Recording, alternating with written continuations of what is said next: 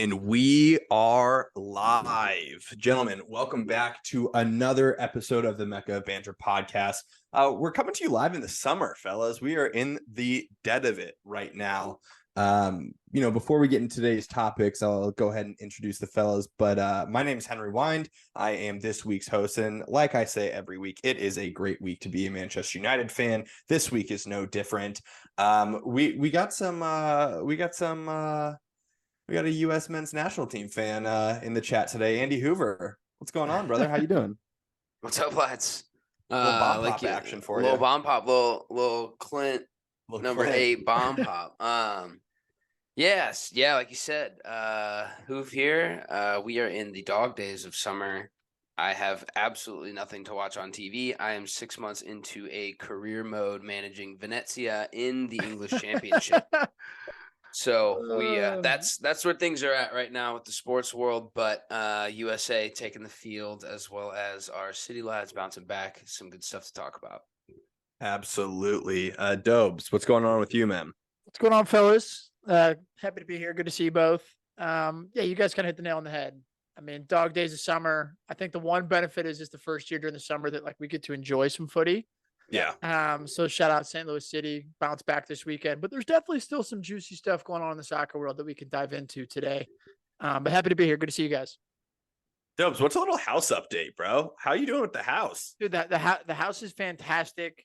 It's more so one of those where it's just a project every weekend, and then all of a sudden, do we want to go to the bar? And then the project doesn't get done, so it gets pushed off. A house update.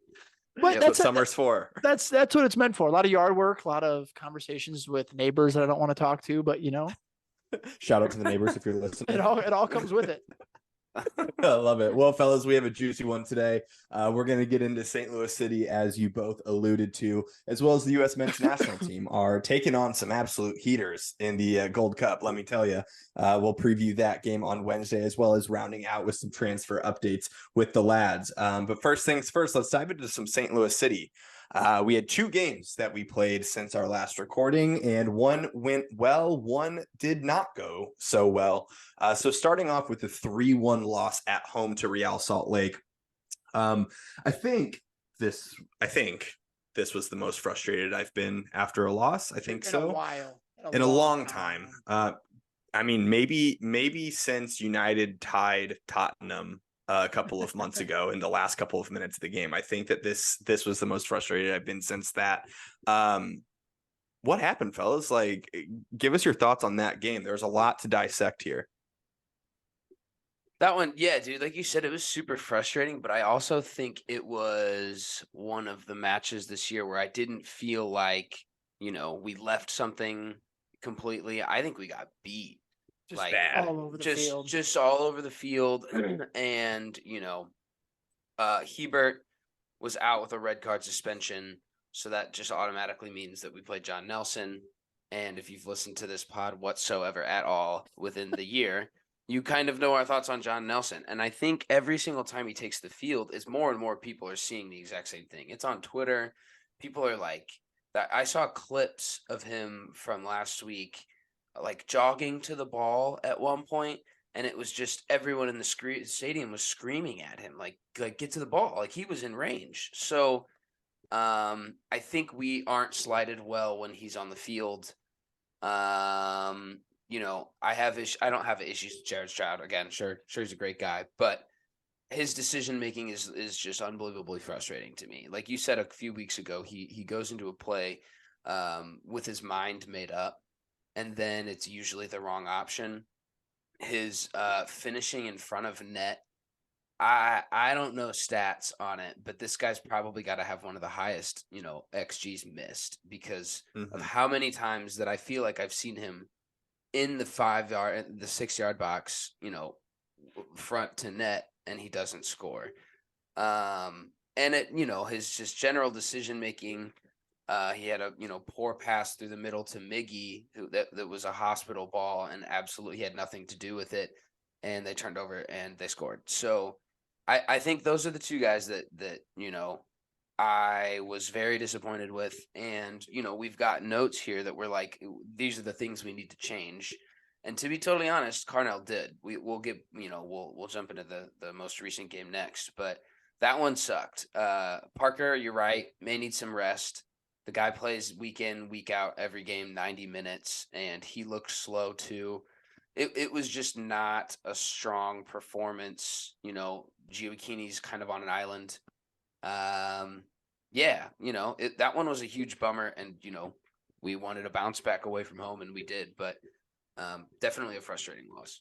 No, I'm in agreement with everything you said. I think the most frustrating piece of it is if you go from watching the Nashville game, where like we were kind of in that game without the fucking card, just 3 goals, a couple of defensive lapses, but like the only real changes from that game to the Real Salt Lake game were like we changed. I think it was like Pompeu and like Hebert was out, but that was like red card or whatever it was, or he got sent off, whatever the case was. But I think that's the frustration, is that like we see how that 11 performs one week, and then 3 days later you only make 2 changes and expect some sort of like 100% completely different performance. So obviously very frustrating, but I think kind of that sort of leads into the positives that you could take away from this past weekend, seeing that like there were a ton of changes. There was a ton of switch up. And I think it was sort of that time where we were on a skid. It had to happen to where like Carnell was at the place where it was like bad performance after bad performance. Like, it's kind of one of those things where I'm sure everybody's sort of been there. Like when you play soccer, it's like, if you have a string of bad performances and you're like a guaranteed starter, it's like a coach is going to make a change to make you realize that you have to earn your spot. And not only that, but realize that there's guys behind you that can do a job and potentially do it better than you can. Mm-hmm. So I think this result this past weekend was just massive, not only for like just for us in the standings, but like you heard Carnell say that afterwards when he was smiling about, Big Sam and these guys stepping up. Like, competition is the best thing that we could possibly have right now. And so I think that's a massive positive, but I'll leave it to you guys to dive into the game, and then I can dive in as well. Yeah, so going into that San Jose game, which was a team that we played earlier in the year as well. We made, I think, 7 changes to the starting lineup. We saw Big Sam come into the lineup, Jackson into the lineup, Miggy, Hebert came back, Yarrow was in the lineup, Akil Watts was in the lineup.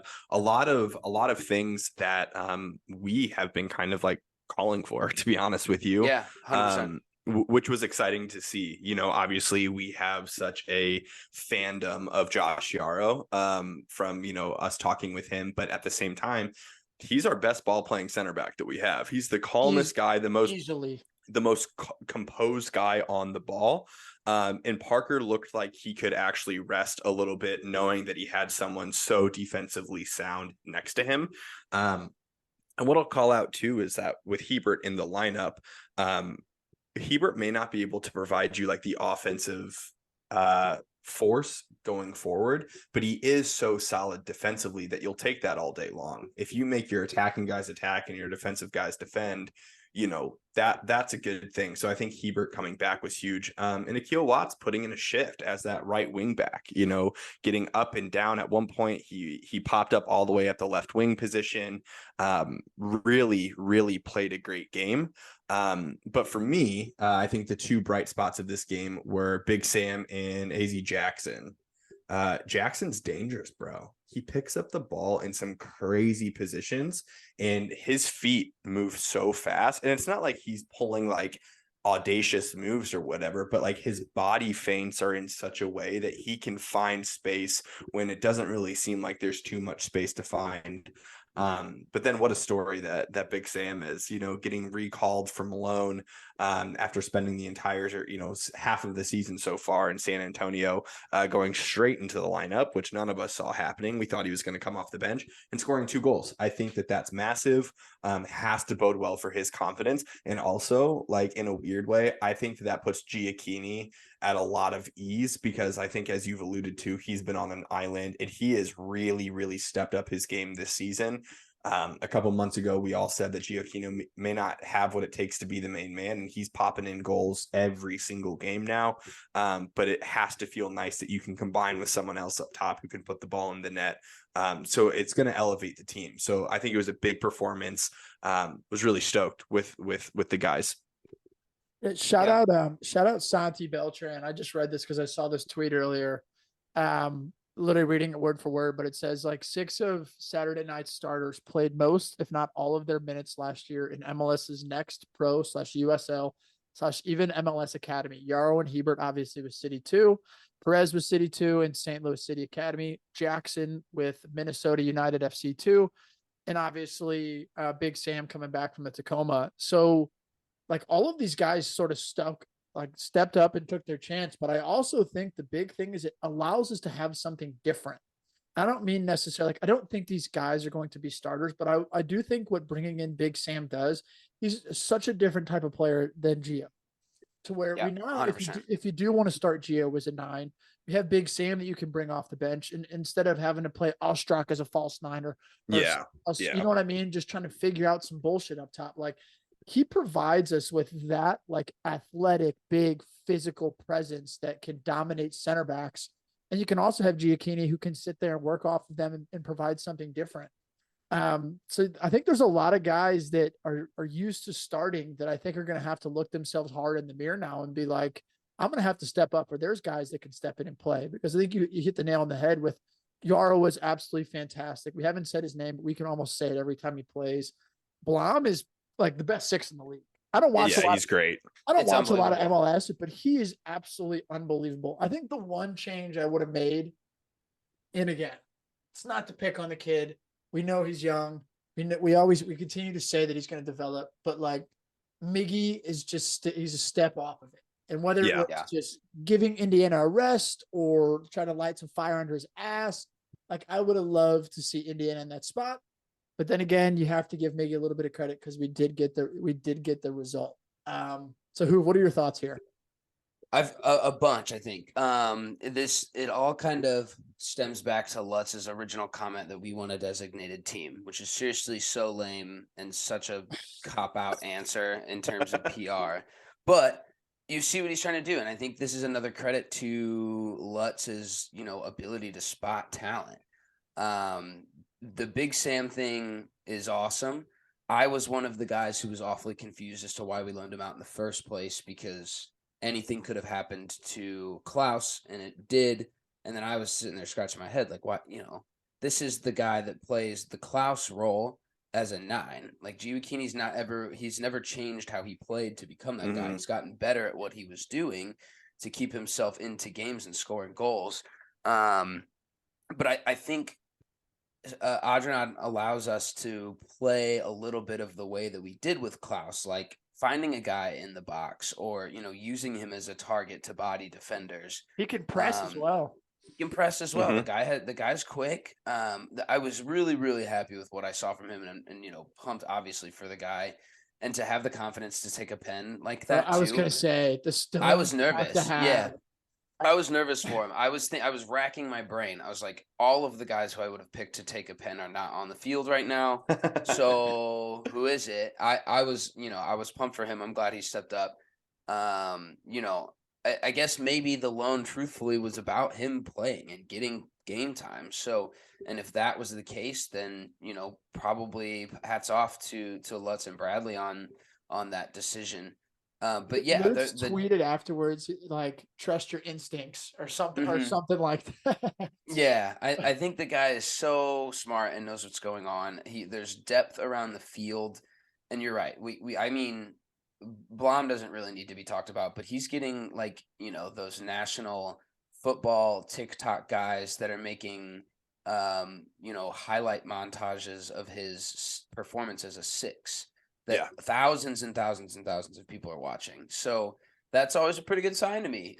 When you've got the little, smooth little jazz rap in the background of you just cutting guys up in the midfield. I love those videos, and I love that they're coming from, one of the best players on our team, I think. So yeah, pumped for Akil Watts. Josh Yarrow, I can't say enough about how good his performance was. It was just so calm and collected. Where I think that our defensive line often looks pretty panicky. Yeah, it's worked to a certain degree for sure. But it was so cool seeing him be so, his presence of mind on the field was awesome. Guy's a warrior too. He will defend anybody, no matter where on that pitch. Yeah, I can't say enough good things. It was a fun game to watch. I did want to shout out Diego Luna, from RSL. He put the first. He scored his first MLS goal against us, and I watched a little bit of the U21 World Cup.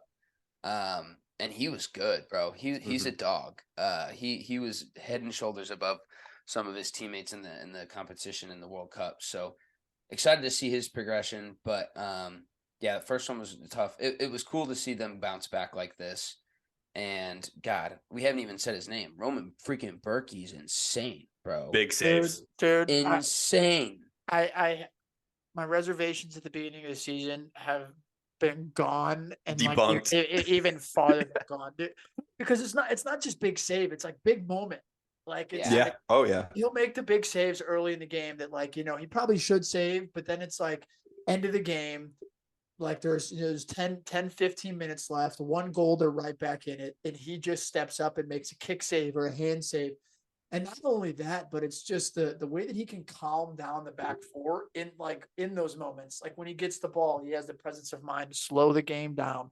It's just that experience that he brings. So he was absolutely immense. It is kind of interesting too. Like his leadership is pretty big as well. Like I've seen a couple of tweets where people have kind of like gone in on him of like yelling at his back line whenever the other team scores, and they're like, it's your job to keep the ball out of the net. Like, don't like quit screaming at your back line. But when you look at like the Real Salt Lake, like the 3 goals that they scored, all of them were defensive mistakes. Like, where the defense just stopped thinking. And so like, it is interesting. I don't always love when goalkeepers like scream at their back line. Like I always think of Jordan Pickford about how he's just a psycho about everything. But I feel like every time that Berkey kind of like lays into his defenders, that's what it is. Like they got to wake up. They got to do their thing. So big performance out of the boys on the bounce back. We have Colorado coming up this weekend, which we played them earlier in the season. It was a 1-1 game. We gave up that goal in the 92nd minute to tie, which felt like a heartbreaker. So I'm hoping that we bring that good form back into it. They're last by a lot, so yeah, I would also really just like to beat them and fuck Stan Kroenke. So yeah, I hope that the line. Truthfully, I hope the lineup doesn't change too much. Like the one change I could see happening is bringing in Giacchini for Alm and let Giacchini kind of float in that 10 up there with Sam as well. But I hope the lineup stays relatively the same, and then bring on Indiana for Perez. I think that's the other one. But I think you keep the back four the same. Even though Nerwinski's like our main right back, Akil Watts was locked down at the right back, and I think you take it to him. I'm interested in your guys' thoughts because I've been watching. Obviously, we still don't have Nielsen back from like injury; he hasn't played yet. So, like, I'm curious in your guys' thoughts because I think one of the frustrating things with the back four that we currently play with, and obviously it sort of comes with the style that we play of a high pressing. We don't like to have the ball, but like I'm curious into what Nielsen can bring to that back four. Because obviously everybody sort of knows how, I guess, important, if you want to say Parker is just being a rock back there. But like, we all know how terrible he is at playing out of the back. Like we realistically don't have a second ball playing center back right now that can step in and do that role. It's like, I would love to see the ability for like, if Yarrow can keep this form, like give Parker that rest and we can slide Nielsen in. Then we can actually maybe become a team that can keep the ball a little bit better. Yeah. And add Blom and get a little bit healthier. So I think one of the cool things is like we have all these issues, we have all these injuries. We're still top of the fucking table.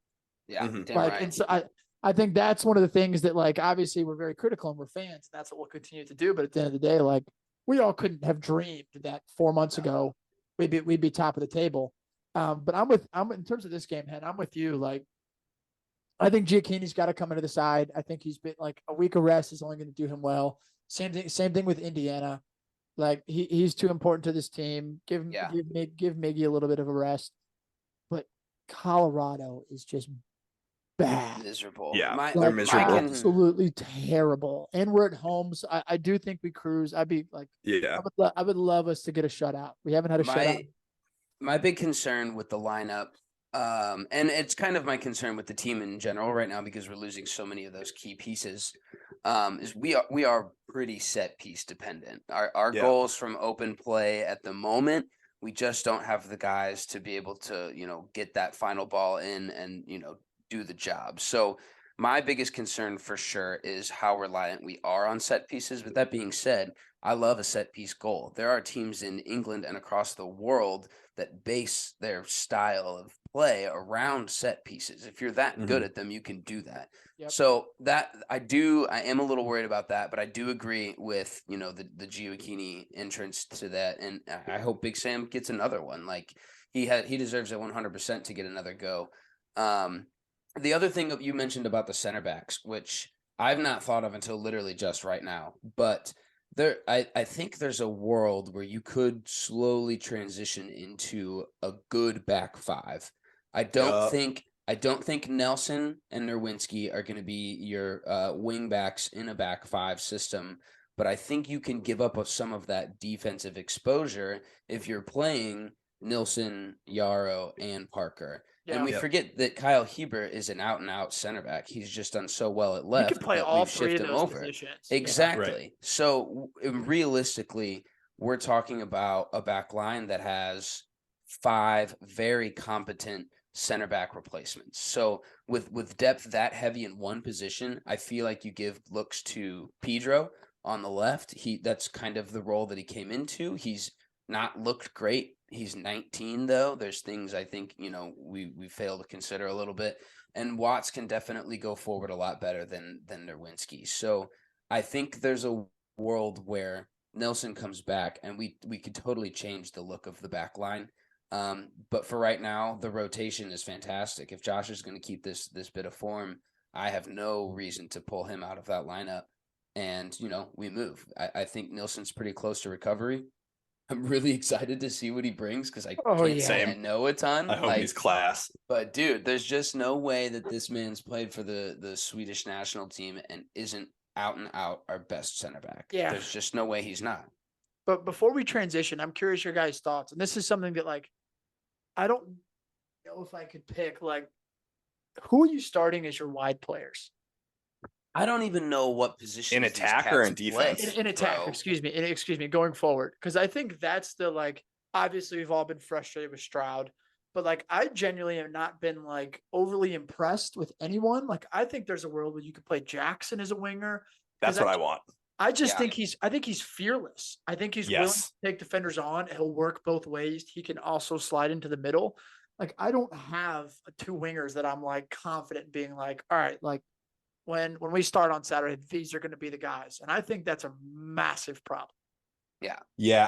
I want Jackson, on the right wing, or if you want to play more of as a right midfielder, that's what I want. And then I also think, man, when you have, Leuven back and healthy, I think you could also throw Indiana out wide. You could have him play as a 10 floater. If we're going to play fully healthy, we have Gioacchini in the 10-ish role. We have Klaus. Yeah, I want Indiana out wide, and I want Leuven and Blom as the center, and I want Jackson on the other side. I think that Jackson's decision making is significantly better than Stroud's, and like you said, he's fearless. Stroud's a little fearless too, but he's an idiot. He goes into tackles, he kicks guys late. He's a little bit of a liability. And then the first guy off the bench for me is Celio. I think he has a little bit of the fearlessness as well. I even think for Saturday, if I could handpick who are my wingers, I'm throwing Jackson on one side and Celio on the other. To me, he starts. I think he starts 100%. They just take guys on. He's got so much more creativity. He and Jackson have more creativity than Stroud's ever imagined in his life. We don't have a ton of those guys that can get on the ball and make something happen. I think Stroud picks up okay positions and plays his role, but he's not taking on guys with confidence, nor is he getting past anyone or really putting any good shots on net. So confidence is the key word there. Yeah. Stroud is he hasn't had that for a while, it seems. Hopefully he does get that back, but at the current moment he doesn't have it. Yeah. I'm throwing Jackson and Celio to start. I'm with it. That's what I want. Yeah, I'm with it. Gentlemen, the U.S. men's national team kind of is playing. right now. It's like the JV team, but we're in the Gold Cup, which I don't fully know what the Gold Cup is or what it really means, but we're in it. We play here actually on Wednesday. We play at City Park. Gents, this is going to be a threefer this week. Going to the U.S. men's national team game on Wednesday, the St. Louis game on Saturday, and the St. Louis City 2 game on Sunday. So We love footy. we're at the park a lot this week. But let's first talk about this roster that we have. It's a lot of MLS guys and Matt Turner. He's between the pipes, which is always great to see. He was captaining the side the other night. Shout out Matty T. Huge penalty save, which we always love. But then it's a bunch of like ragtag, kind of second choice guys. Like Brandon Vasquez is the number 9. He's like 26 years old, lights it up for Cincinnati, but hasn't really come onto the main stage. We have a couple of like 24, 25-year-olds. And then we have some younger guys as well. Our left back, our center midfielder, our center backup. Like we have a lot of guys who are pretty young. Is anyone sticking out to you all from this roster that maybe you're excited to see play on Wednesday? Or is this just a wash for you all? I think there's guys on the roster who I'm excited about. Like you got to like, how do you say his name? Slanina, the goalie, who's on the roster, just didn't play. Like Miles Robinson, I still think is a baller. Like James Sands at times. Other than that, like I'm just looking at the roster here. There's not a lot of guys that necessarily get me excited. Like Zendejas, obviously we've seen him. Maybe. But like I think that's sort of the issue is just that I don't necessarily want to say that the drop off, but it almost is. It's like you look at the all the European players when we watch them in the Nations League, and you just see the quality on the field, the quality in the midfield. And I get there is some sort of cohesiveness that comes with like those guys having done a few cycles together, played in the World Cup. But I just don't understand how some of these players are still part of the national team picture. Like Aaron Long, I don't even need to say anymore. Like he arguably statistically is one of the worst center backs in the MLS, and like that's in the MLS. That's just a fact. Like, and he's getting call ups. Like DeAndre Yedlin, great servant of the U.S. men's national team. He's a veteran. I get that's why he's there, but he should have no part in the U.S. men's national team future. Christian Roldan's another one. Jesus Ferreira. Like the list goes on and on of sort of these guys that I don't think will ever cut it. So I'm curious if you guys are sort of high on anybody, or you think there's anybody from this squad that could make that transition to their first team of the U.S. men's national team. Because if anything, I think there's maybe 2 or 3. Yeah, I think that there's like, 1 or 2. And I'll throw the names out. I think first is Tolkien, the left back. Plays for New York. I think he's pretty solid. Behind Anthony Robinson, we do not have depth in that position, by the way. None. We just don't. We have none. 2 more actually. Jalen Neal, center back. We actually got to see him play for LA the other night in St. Louis. He was the starting center back for LA. He's 19 years old. As he continues to progress, as he continues to get better, not saying that he's going to displace, Chris Richards or anything like that. But after Walker Zimmerman, you have Cameron Carter-Vickers, but he's not always healthy. He's not always in the lineup. So like Jalen Neal could have a real shot at it. And then lastly is Aiden Morris. He's actually my background today. I'm a huge fan of this kid. He plays in the middle, plays with his heart on his sleeve. He's a true box-to-box midfielder. He's not as like Musa when he's on the ball carrying it. He's a much better progressive carrier. He's a much better progressive passer. But I think for Aiden Morris, where he is in his development right now, I think he could really continue to grow. And I wouldn't be surprised if he was like kind of the next one from this crop to make his move overseas. I could see him going to the Eredivisie, maybe play alongside Taylor Booth out there. I don't know. But other than that, I'm looking at a bunch of guys that have no shot on making the first team, even in the slightest bit. Like even the drop off between, obviously now Balogun and Pepe to Jesus Ferreira, where he's just like ghosting against Jamaica and probably will ghost again against St. Kitts. Like it really is a B team, bro. It's so weird that we're even playing these games. Like for what? I just don't understand it. We had like the Nations League or whatever last week, and that's apparently a big deal. I don't even know why we're playing this. I kind of feel for Jesus Ferreira because I do think this is his realm. Like I think if we're gonna put out a B team, he at this point probably deserves a shout for this specific position. So, you want the guys to do well, obviously. It is disappointing. I also think we need to point out the Jamaica lineup was kind of raw, to be totally sick, honest, bro. Yeah. I saw the lineup.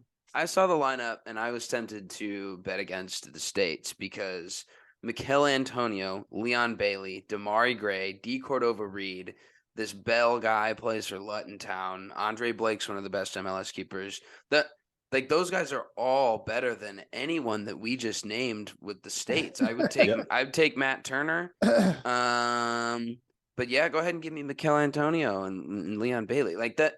I think it was semi-commendable. It was not a good effort. I didn't watch the game, to be totally fair. I watched a lot of the highlights and caught up. But like seeing Christian Roldan's sky shots from the 18-yard box for throw-ins. Fucking Jordan Morris, dude. Jordan Morris scuffing a shot to the left that he should bag every day of the week. Those are just really, really disappointing. And it's to a certain degree. I was talking to Dan Hornsey, and we're like, if we're giving these guys call-ups that don't necessarily deserve them just because they have experience, what kind of tone do you set to the young kids like with that? Where does new leadership come from if you're not thrust into being in a leadership role even as a young player? So it lead from the top. The top isn't great. Our best players on this roster are the young players. So that's disappointing. I think the Federation's a joke. We've always known that they're a joke. We've set up 2 more friendlies in September with Uzbekistan and Oman. Is that correct? Oman, which I've never even heard of. Yeah, I've not heard of Oman, truthfully. But I guess everyone else is playing competitive games at the time too, so it wasn't a super easy window to fill. But yeah, I don't know. We have issues with the Federation. We've talked about the Federation all the time. The manager recruitment process was a freaking nightmare and wholeheartedly flawed. But yeah, you hope for some of these young guys. I like Cade Cowell. I think Cade Cowell contributes week in, week out in MLS enough for him to get a shout. So there's, a young guy, like a young guy that is right where he needs to be. There's no leadership there's no leadership that comes into that group. And I think that you bring up a good point of like, who's going to be the next guy. And also for what it's worth, when you look at our first team, they're not very old either. Like Gio Reyna is as old as these guys. And there's like a massive separation between, the skill level. I just, I say it a little tongue in cheek of like, what's the point of these games? But quite truthfully, like when you're looking at like European teams, when you're looking at like England, you're looking at France, they're in the Nations League or whatever it's called over there. And then that's it. They're not playing a Gold Cup in Europe. Like Argentina's not doing that. Like no one else is doing that. And so I think we open ourselves up for a ton of criticism and critique from people like us, where like it just feels like it's not a serious federation and not a serious program, the U.S. men's national team. So I think that let's hope that we grow into the tournament.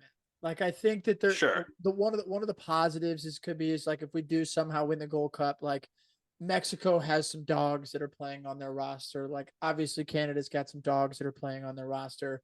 It's like there is so many negatives in terms of like the roster configuration, but like I still want to see these guys like perform to a higher level.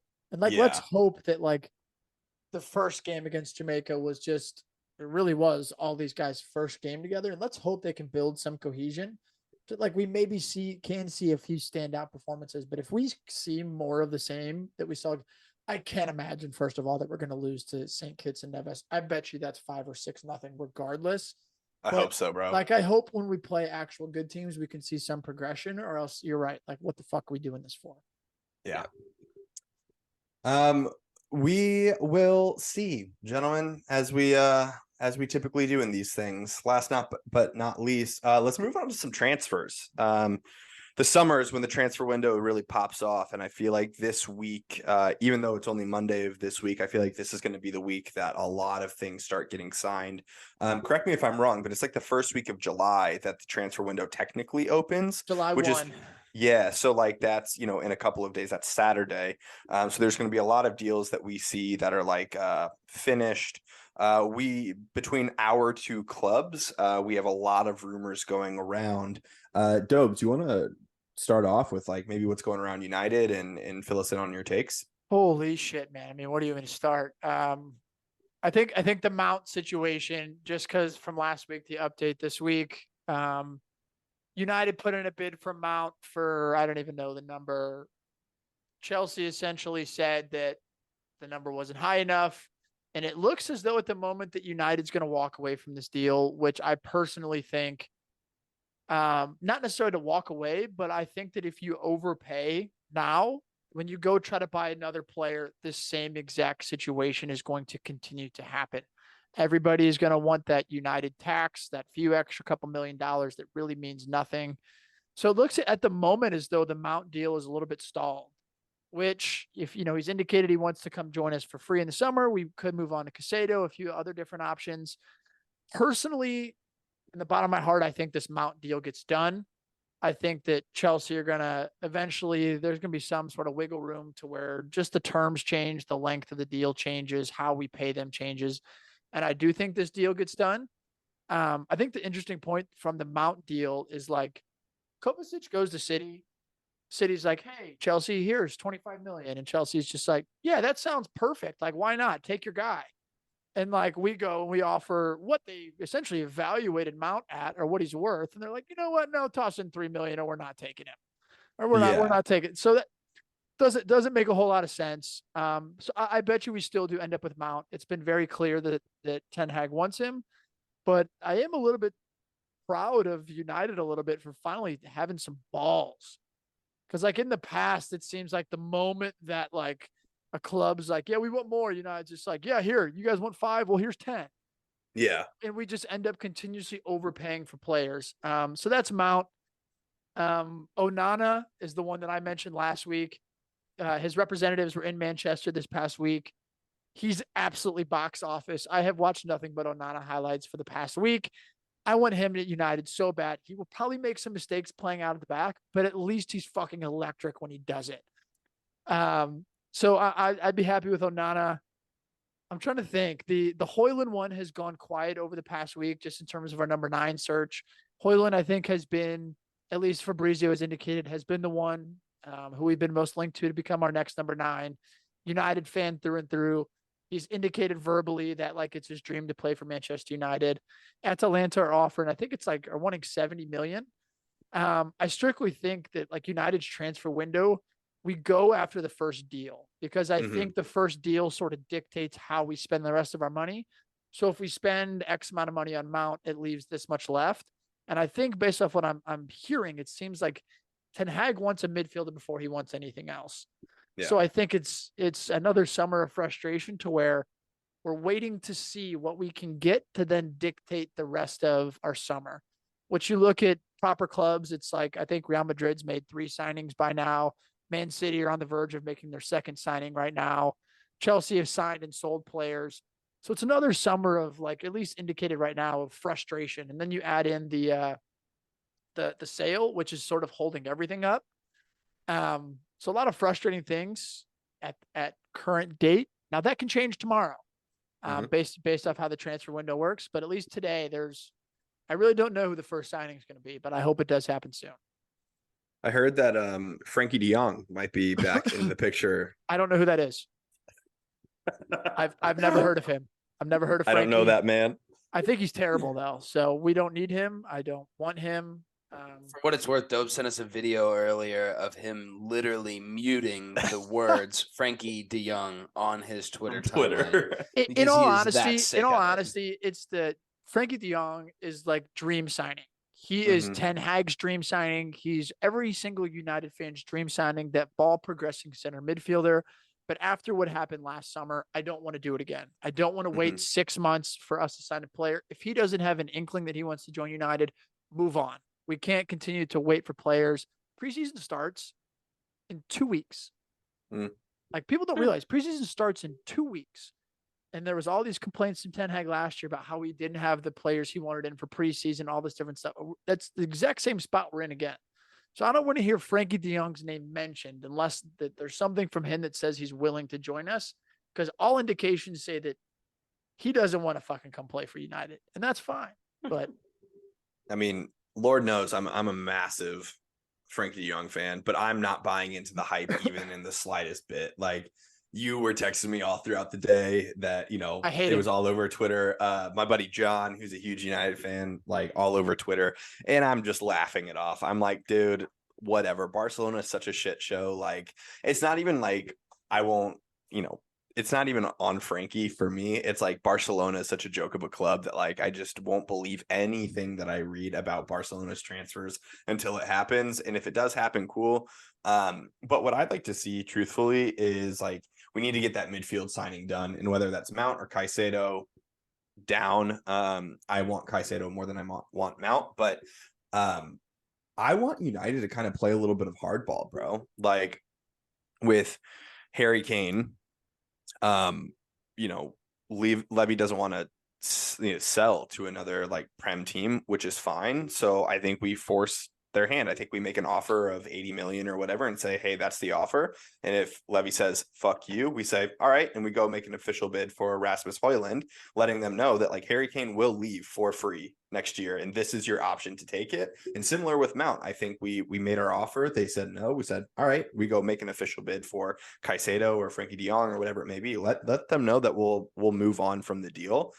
Because, like you said, we've gotten our pants pulled down for years in the transfer window of just overpaying, and then it leads to like unfair expectations on the player and all of this shit where it's like, I think it was like Goldbridge or someone that said it. It's like the perfect analogy for United. So, like, we say we want Antony. They said, perfect. He's 60 million. We said, how about 40 million? They said, how about 60 million? We're like, how about 45 million? They're like, how about 60 million? We said, how about 50 million? They're like, how about 60 million? And by then it's like the end of July and we're like, okay, we'll do the 60 million. They're like, well, how about 80 million now? Because you like waited around for as long as it was. We get desperate and we overpay. So I hope that there's something that happens in the next week or maybe July 1. I don't know. They're announcing the jersey tomorrow. Maybe they'll announce the jersey and Mount at the same time. I don't know. But I'm so sick of the transfer window already, and we still have like 2 months of it left. It's terrible. It's the worst. And with the last point I'll make about United, and then we can kick it over to Hoove, is it's like the frustrating part is we are linked with so many players because it's the same thing with Madrid, same thing with all these clubs, because it's like a journalist wants to tweet that United's linked for a player because United's got one of the biggest followings in the world. Right. People are gonna read that article. They're gonna watch all the videos. It is what it is. So I think that's the most frustrating part about it is like, for me, it's like if I don't see something from Fab or Ornstein, I'm like, I'm not believing it, because we spent the entire last summer every single day like begging and praying that, like, I was like tracking flights to see where guys were flying across the world, and nothing would end up happening. And so now I think it's just like we kind of have to sit back and just hope and pray that, one, the takeover gets done, and that, two, that Ten Hag gets backed, because if not, the clubs around us are going to continue moving forward, and we may get left in the dust, and it's going to be nobody's fault but our own. Yep. Hoove, what's going on in the Tottenham world, bro? Everyone wants to be Brighton until it's time to make a Brighton signing. That is my first point, and in typical Tottenham Hotspur fashion, we did not take the $40 million David Raya Premier League experienced top quality keeper route. No, we didn't. We got a guy by the name of Guglielmo Vicario, who had a really good season with Empoli in Serie A last year. Never heard of the guy in my entire life. But that's okay, because it's very much so a Brighton signing. The things that I've read, the things that I've watched, given maybe a little bit stronger of a staff around him, which no promises, it's Tottenham Hotspur.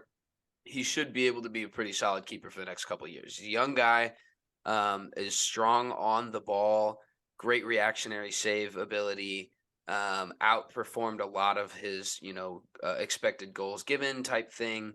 So, this strikes me as a Brighton signing. This is something of a guy that we don't know, but statistically, he may fit pretty well in the system. And that's something that I think Ange is doing because of his Celtic background and because of his Japanese background and because of his Australian background, is that he doesn't really give a shit if this guy is, the best player on his team or the best player on whatever. I think he's looking at individual performances to be like, was he the reason for X? Was he the reason for whatever? And he's data breaking performances down to see what could work with his system. So that's what this keeper signing sounds like. And sure, I'm not super pissed about it. I'm disappointed we just didn't pay the money for Raya because we have it and we're like the second grossest or the second highest grossest earning clubs in the country. I don't know, whatever. I could give stats about that, but fine with it. The only other things that I've heard, and Hen, you said it to me recently, was Cameron Carter-Vickers is obviously adored by Ange, played with him at Celtic, was probably one of the defenders of the year in the Scottish League. I think he won Defender of the Year. Like, I think he was the Defender of the Year. I think you're right. Yeah, he was because, Malik Tillman was like Young Player of the Year. Or something too, right? Okay, yeah. So he Defender of the Year in the Scottish League. People might not know that he was under contract for a very long time at Tottenham Hotspur. The fans jokingly called him the captain of preseason because he would play every single game in preseason averagely fine, and then just wouldn't get a look ever through the actual season. So I have no issue with him coming back either. I don't know what we have to lose on the back line. Like, is he going to come in and be better than Eric Dyer or Davinson Sanchez? Done. Probably. Sure. Do it. So I think that's fine. That's not your Tapsoba. That's not your, more refined, probably center back pick. But you would hope that you could get him cut rate back to the club that sold him to the Scotland. And I don't even look at this one like a club's fault. I think this is a player that plays well under a manager that he hadn't had prior and has really come out of his shell. I don't think Tottenham's looking at it like, shit, man, we're gonna have to buy back a guy that we released. No, yeah, definitely. I think he got a lot better, and yes, you're gonna have to pay a little bit more money to bring him back in. So that's fine. That's fine. You know what I mean? That's the Tottenham Hotspur transfer season. Everything we've done right now is fine. We let some young talents go. I would love to see Madison. From everything that I've read, Newcastle picking up Tonali kind of curbed some of their enthusiasm with going after him. Leicester still wants 60 million. Daniel Levy's not going to pay 60 million. But general tweets and just media I've seen is Madison's open to joining Tottenham. He may have even completed personal terms with the club. That could be just a rumor, but hoping for an official bid this week. That would be sweet. Give me Kane. Yeah. Give me the Kane update. Nothing. I think the further this summer goes, I said a while ago that the last thing Daniel Levy's going to do is let him walk on a free. The further the summer goes, I think the more likely it is for sure. That he leaves? And that he walks next year completely. Oh, I was gonna say he seems like the guy. I saw it on Sky Sports. I saw it on Talk Sport. Like, everybody's saying that like Harry Kane wants to leave Tottenham, but it's the love for the club so much that he doesn't want to ask for a transfer. And there's definitely respect in that 100%. But I think that's the thing is like the Tom Holland thing. Everybody's kind of like, Kane, go win your trophies. But I think that he has too much respect. And like, I think he just truthfully like respects the legacy that he's built at Tottenham too much to like go out on like asking to leave. Because truthfully, I think that's the only way he leaves this summer is if he does ask to leave. Because if not, I think he's leaving on a free next summer. Yeah. It's so frustrating. Like, I've seen people be like, you have to question his seriousness as a footballer if he doesn't. Yeah, like his drive. Yeah. And I genuinely hate that, because if anything, to me, the guy has proved that he's the ultimate competitor 100%. and wants nothing more than to win everything all the time. So I think it's a double-edged sword. I don't think he asks to leave, but I also don't think he goes to Chelsea. You know what I mean? I don't think he wants to go to United. I don't think he wants to go to Chelsea. I don't think he wants to go. If he goes somewhere, I do think, I think there's no reason he shouldn't go to Real Madrid. I think that's something that he would probably be open to. Benzema's gone. But, I want him to do something too. I just don't want him to do it at Chelsea, and I don't want him to do it at United. And I'm willing. That's fair. I'm willing for the next however many months to let the unknown be unknown, because I'm not ready to see that update, because truthfully, you can build whatever kind of career you want with a club, but as soon as you go to a direct rival across town, different. It's one of those. It's like, is Van Persie treated the same by Arsenal fans? Hell no, like not even a little bit. No, and that's, the Van Persie thing was the Van Persie thing. He wasn't who Harry Kane is to Tottenham. And exactly. He got better at United. And I don't think Harry Kane gets a whole lot better anywhere else, but I do think he has more opportunities just because of the players, the other guys around him. But yeah, I hope he signs a year extension and we let him go for 80 million in the summer to Real Madrid, and everybody's happy and we move on. But it is what it is. I've seen Richarlison talking about Real Madrid in the media too, which is like, okay, buddy. Could you get the fucking? They're about to drop 200 million on Mbappe. Get your fucking ass out of here. Can you imagine if they get Mbappe and Bellingham in the same window, bro? I think that's a good segue. Like, there's still some like big, massive name players. Like, as we're sitting here right now, it's Monday night. Like, it's official. Like, City put in a bid for Declan Rice. Yep. Where does he end up in your guys' eyes?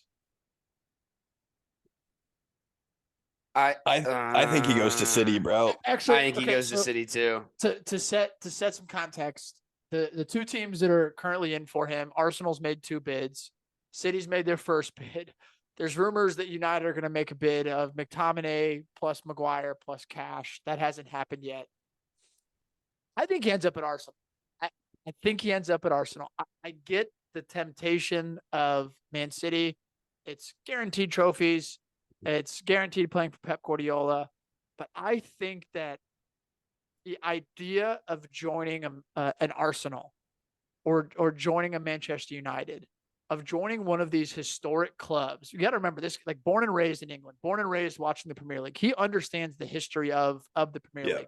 I think him joining an Arsenal and being the core piece to like them getting back to the top means 10 times more than anything he could ever win at Manchester City. Like anything. That's true. They've been there. They've done it all. So like he just becomes another title. Like he's not the key piece, to where if he does go to an Arsenal, like he's the key piece in a team that takes them to that level that they haven't been in so long. And I think he recognizes that. So I do think that if Arsenal match Man City, and I think if he has a choice, I can see him going to Arsenal like 100%. I almost hope he does if it's between those two. But that's just my opinion. I think there's only so much that he really does have a say in, because a lot of it's going to come down to price. But if he does have to pick, who's going to be able to pay him more? Like there's just so many financial factors on the City side that are, they will pay $5 to $10 million more than Arsenal for him, just probably because they can. That's not a problem. B, they're probably paying him another $50,000 to $100,000 a week because they can. C, he's gonna win those trophies, and you're right, it doesn't mean as much, I don't think, especially from a guy like his. I agree wholeheartedly that I do think he prefers to join Arsenal as opposed to City. But if you're telling me that those are your two options, and one of them is going to pay way more money for your services, I got a hard time not taking it. It's a fucking plastic club, and I think that's what's frustrating. Yeah. Like City fucking announced their first tweet, Manchester City, we won the treble. Like Lisandro Martinez posted he was back running. It has more likes than the fucking tweet of City winning the treble. Like, it's just a fucking plastic club. And I don't know. It could just be me wanting him to almost join Arsenal because I don't want to see City keep doing what they're fucking doing. But it's hard for me to see him go to City and just like, because He seems like a big legacy guy, like to your point. Like I think that's a little bit of like his character. I think if he was truthfully, I think if he was concerned, which is kind of backtracking because I said he was going to go to City, but like I think if he was really concerned with like making all that money and doing all that, he would have left last year or 2 years ago when he was linked with a bunch of places. And I mean, it was still for 100 million. It was still for a ton of money. But he might be a little bit more focused on legacy and a little bit more focused on rebuilding. The fact of the matter is he's 24 years old.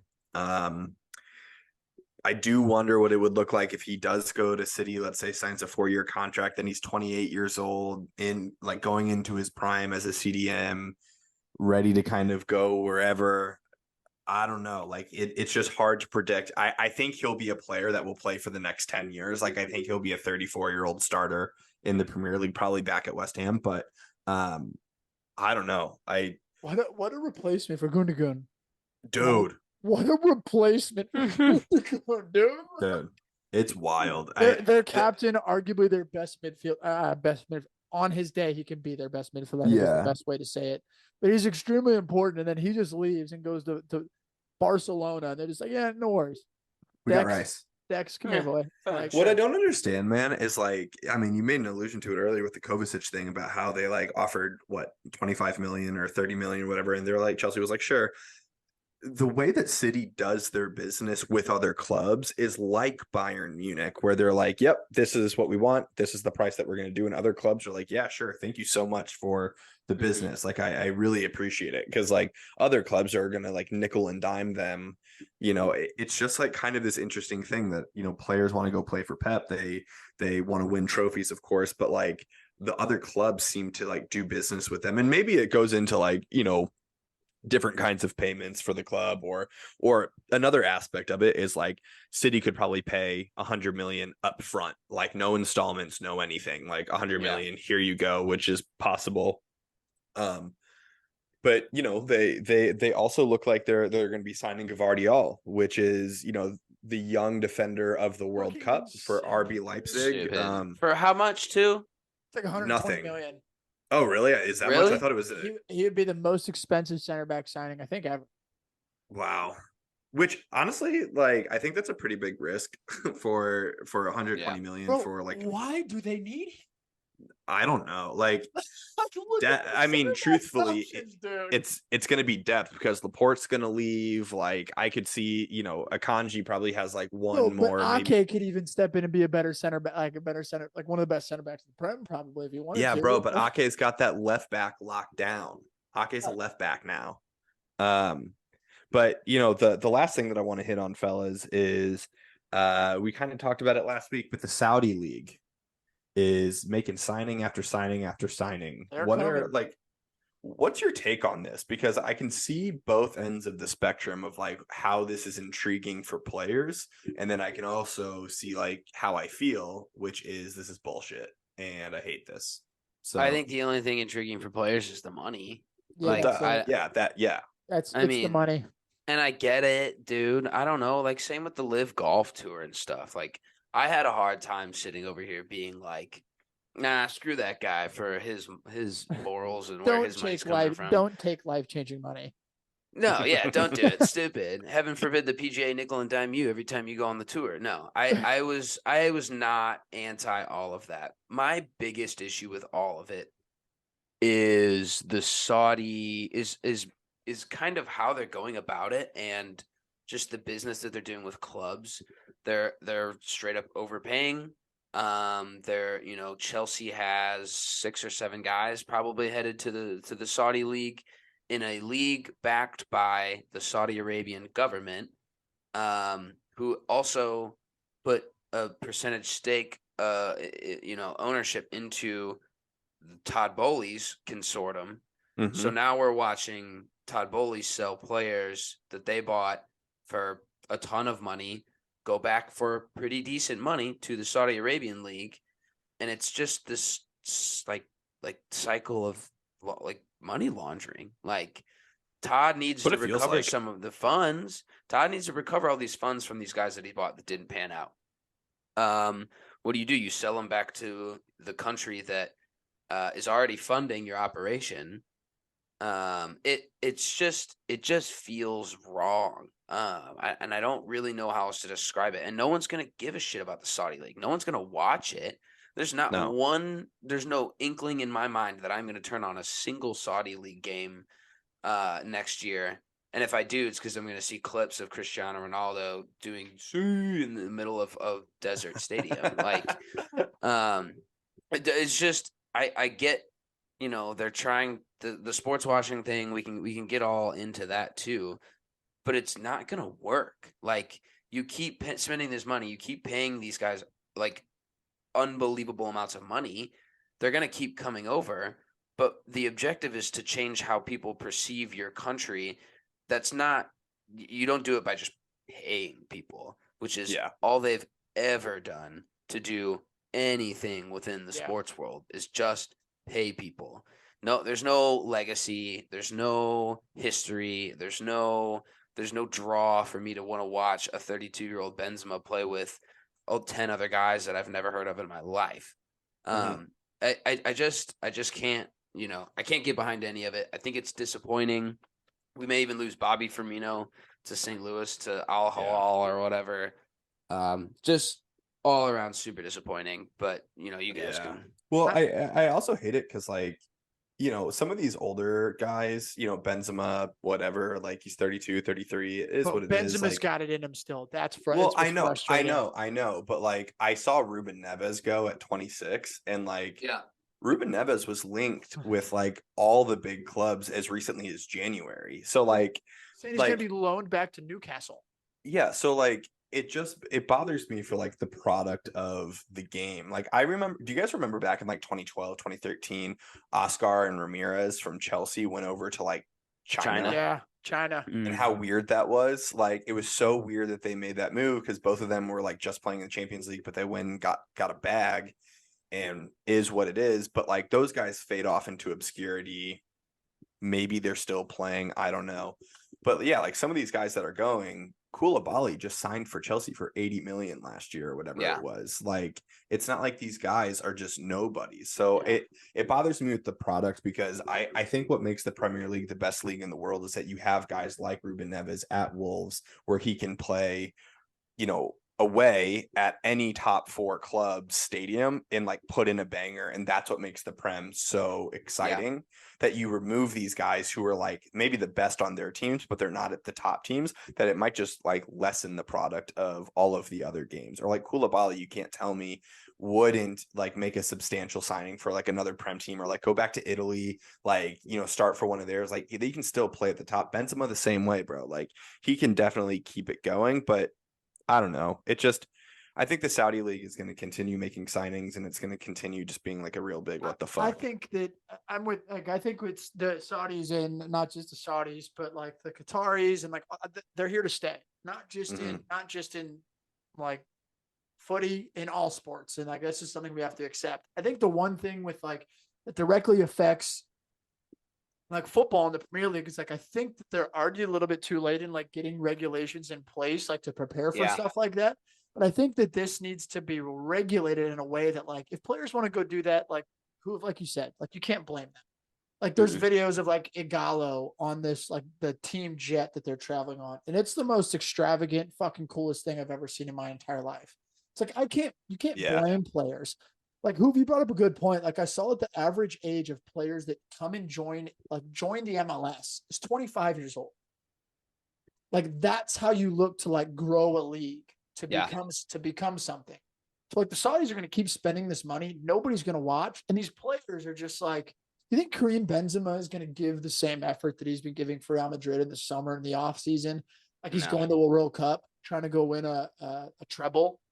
Like, no. So I think you're going to have to see like players are going to be making this decision to where like, it's been the same thing with Liv. Like, do you want money or do you want legacy?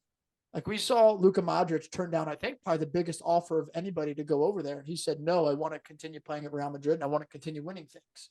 Right. So I think that's what players are going to continue having to do. But then again, when you see those commas and those Dude, zeros tough. in your bank account, and like you see, not just you setting up your family, but your kids, your kids, kids, your kids. Like it's very hard to say no, and I think that's Right. what sucks is we're seeing players that still have a lot of quality leave and go over there. There isn't much I wouldn't do for $300 million. Just gonna throw that out there. Name You it. know. Name Yeah. it. Throw it out. Name it. Dude, the thing that last point before we wrap up too, and it was just a tweet I saw that this, you're right about the regulations wholeheartedly, and this is the reason. This is the reason why. If Al Hilal do sign Ruben Neves, and then go back to Newcastle, and then he loans him back to Newcastle, we're watching the Saudi Arabian Premier League club that was purchased and is absolutely well known that it is owned by the government of Saudi Arabia, along with every other domestic team in the Saudi Arabian team who is also somewhat owned by the Saudi Arabian government. We're going to see loopholes and financial violations after financial violations like that. That is a problem. Guys being able to sign contracts and get paid by a club that's not in the country to go back to the team that the previous country already owns. Issues there. Yeah. Well, gentlemen, I think it's time that we wrap. I want a quick fire factor cap on this statement. No explanation. Factor cap. After the conclusion of the 2022-2023 Prem season, Koulibaly is the biggest bust.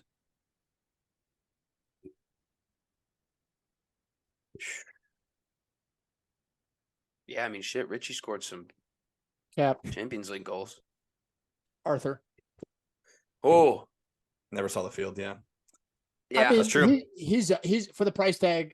It's not like Koulibaly's like not. Yeah, for sure. But I'm gonna go cap. That's fair. I'll go fact. It was a rough one. Fact as fuck. Huge We also, dollars spent last after one, a season. The Mecca bet of the week. Hammer. Oh, true. Hammer. Yeah, I forgot to mention that one. Hammered FC it. Cincinnati, FC Cincinnati minus 150. Hammered it. We're going to peep the next one upcoming. We'll have we don't Wings, have it yet. We'll have Wings post a TikTok this week. And we'll share it everywhere. We'll run it back up. Well, speaking of that TikTok, great episode, fellas. As always, join us on the social media, the Instagram, the TikTok, the Twitter. Twitter's been active. Gotta love an active Twitter from the Mecca. And with that being said, fellas, good work. Cheers. Cheers, lads. Yeah, boys. Good one.